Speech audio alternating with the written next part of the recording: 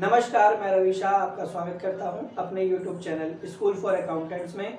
अगर आप 11th class के स्टूडेंट हैं और आप अकाउंट्स पढ़ना चाहते हैं तो आप हमारे चैनल को सब्सक्राइब कर लें, बेल आइकन को प्रेस कर लें ताकि हमारी आगे की वीडियो आप तक पहुंच सके। आज हम डिस्कस करने वाले हैं chapter number 13 trial balance. Trial balance होता क्या है?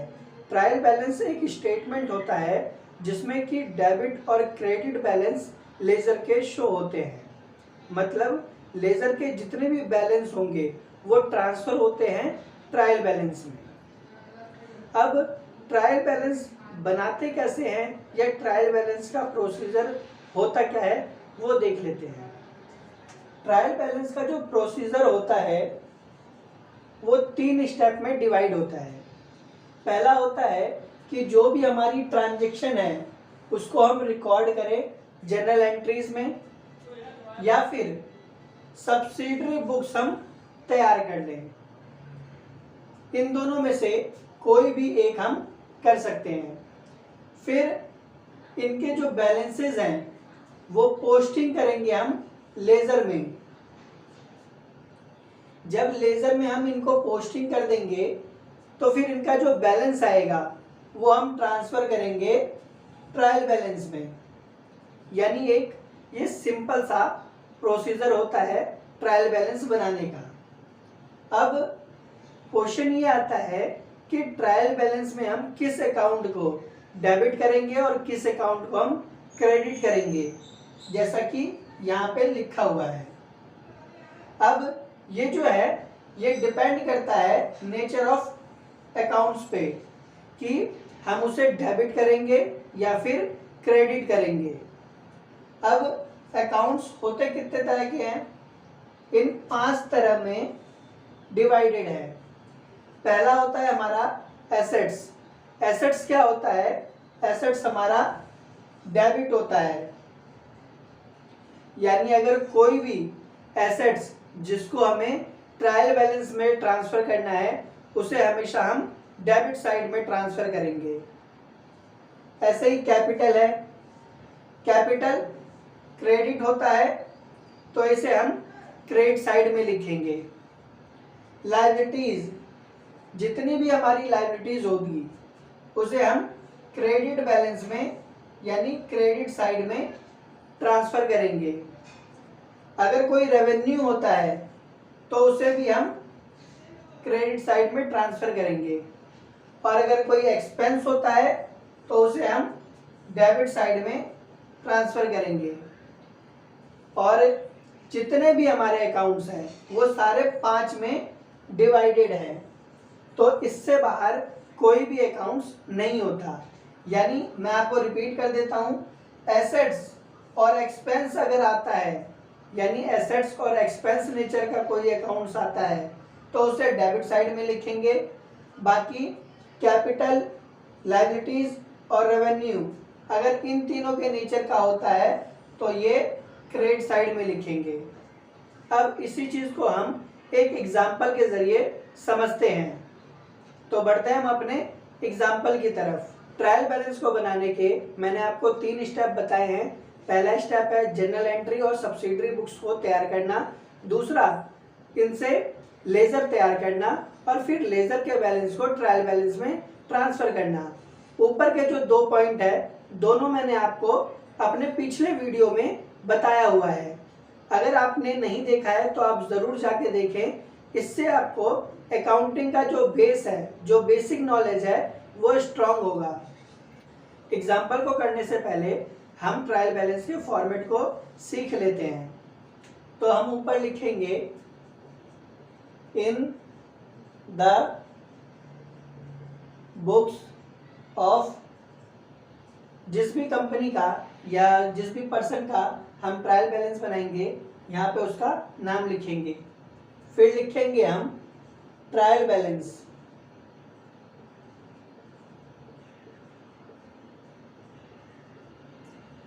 अब ट्रायल बैलेंस जो है एक पर्टिकुलर डेट पे बनता है, तो यहाँ पे हम लिखेंगे एज ऑन, जिस भी डेट को हम ट्रायल बैलेंस बना रहे हैं। अब इसका फॉर्मेट बहुत ही सिंपल होता है।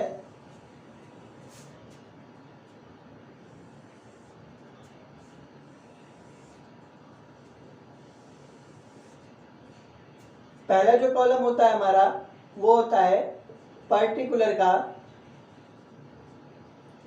दूसरा जो कॉलम होता है ये होता है एलएफ का, जो कि यूज होता है रेफरेंस के लिए।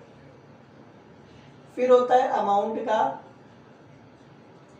जिसमें हम लिखेंगे डीआर डॉट, मतलब ये डेबिट साइड का कॉलम है। अब वैसे ही अमाउंट सीआर डॉट, यानी ये क्रेडिट साइड का कॉलम है। हमारा ट्रायल बैलेंस का फॉर्मेट तैयार हो चुका है। अब हम बढ़ते हैं अपने एग्जाम्पल की तरफ।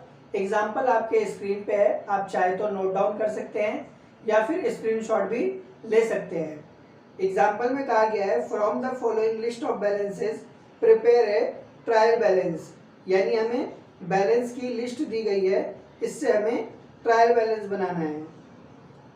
तो इसमें कोई एडिशनल पार्टी का नाम और डेट नहीं दिया, तो हम इसे ब्लैंक छोड़ देंगे। तो पहला है हमारा कैपिटल। कैपिटल बताया हुआ है 2 लाख रुपए का, तो कैपिटल हमारा क्रेडिट साइड आता है, तो हम इसे क्रेडिट साइड में 2 लाख रुपए लिख देंगे। फिर आता है डेटर। डेटर हमारा डेबिट साइड आता है, क्योंकि ये हमारा एसेट्स है। डेटर हमारा है 30,000 रुपये का, तो यहाँ पे डेबिट साइड में 30,000 लिख देंगे। अब आता है फिक्स एसेट्स। ये है हमारा 1,92,000 रुपये का, तो फिक्स एसेट्स यहाँ लिखेंगे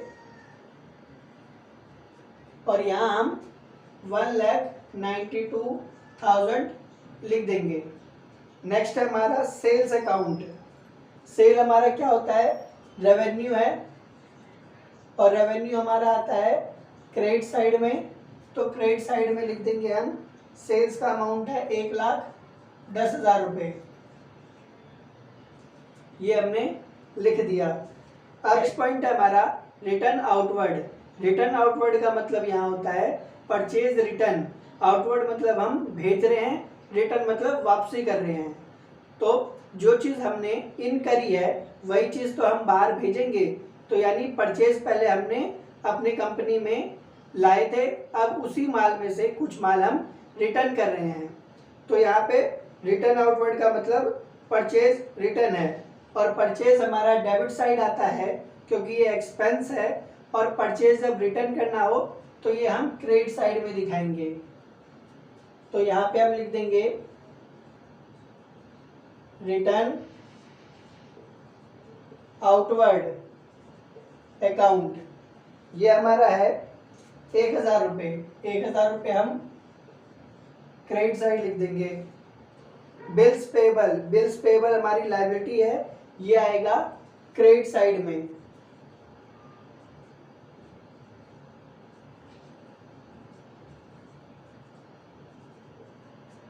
ये हमारा अमाउंट है 8,000 रुपये। 8,000 हमारा क्रेडिट साइड आ गया। अब है बैंक ओवरड्राफ्ट। बैंक ओवरड्राफ्ट भी हमारा लायबिलिटी है, तो यहाँ पे हम लिखेंगे बैंक ओवरड्राफ्ट। ये हमारा है 11,000 रुपये। नेक्स्ट हमारा है ओपनिंग स्टॉक। ओपनिंग स्टॉक हमारा एसेट्स है, तो ये आएगा हमारा डेबिट साइड में। ओपनिंग स्टॉक है हमारा 15,000 रुपये। अब नेक्स्ट है हमारा क्रेडिटर। क्रेडिटर हमारा क्रेडिट साइड आता है क्योंकि ये हमारी लायबिलिटी है। क्रेडिटर का अमाउंट है 30,000 रुपये। अब नेक्स्ट है हमारा परचेज। परचेज हमारा एक्सपेंस है, तो ये हमारा डेबिट साइड में आ जाएगा।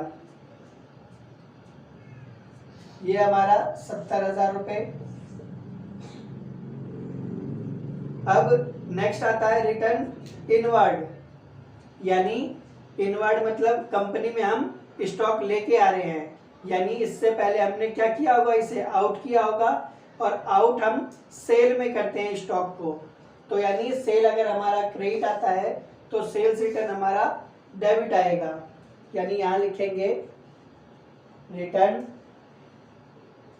इनवर्ड।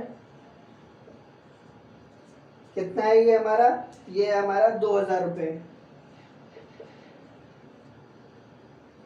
अब नेक्स्ट आता है wages and salaries account. Wages and salaries account हमारा एक्सपेंस है, तो ये आएगा हमारा डेबिट साइड में।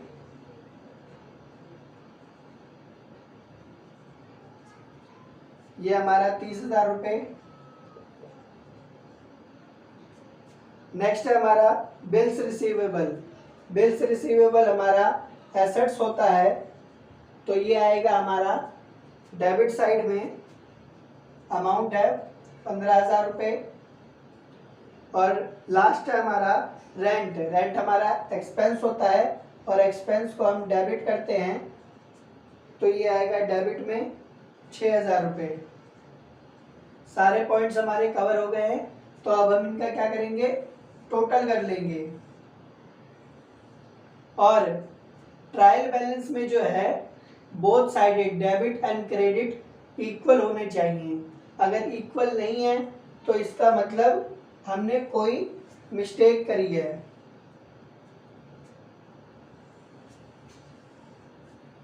यहां हम लिख देंगे टोटल, और अब हम इसका टोटल कर लेते हैं। तो टोटल आता है इसका 0 0 0 और 0।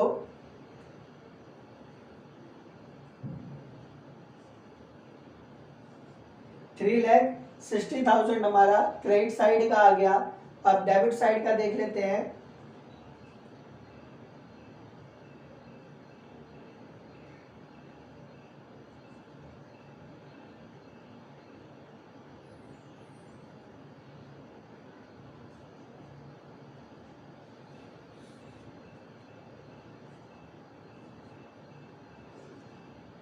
$3,60,000 हमारा डेबिट साइड में भी आ गया।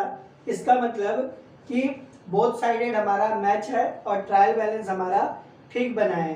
तो इसी तरह आपको भी चेक करना है, अगर डेबिट साइड और क्रेडिट साइड आपका इक्वल आ रहा है तो ट्रायल बैलेंस आपका ठीक बना हुआ है।